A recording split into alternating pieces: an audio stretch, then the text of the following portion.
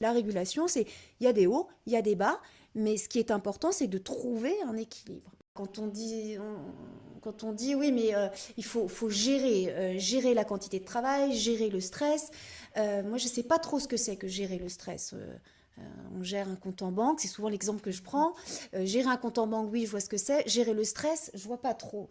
L'idée de régulation, elle est beaucoup plus intéressante. C'est-à-dire que quand vous êtes complètement dans le rush, en retard sur tel ou tel chapitre de maths, vous êtes dans le jus parce qu'il y a le DST samedi, et non, ça va pas le faire.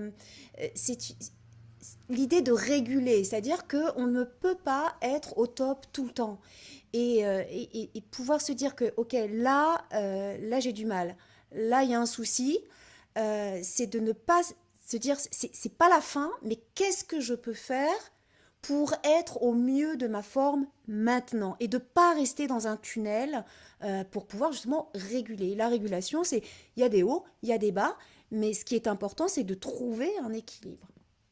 Et ça, cet équilibre-là, il n'est pas simplement dans la quantité de travail que vous allez mettre en place, c'est comment est-ce que vous allez travailler et surtout comment vous allez prendre soin de vous.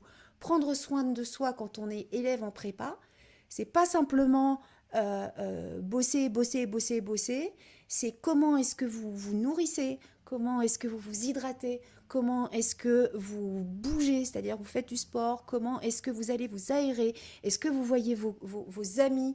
C'est tout aussi important que le nombre d'heures de maths ou de physique que vous allez faire dans votre semaine.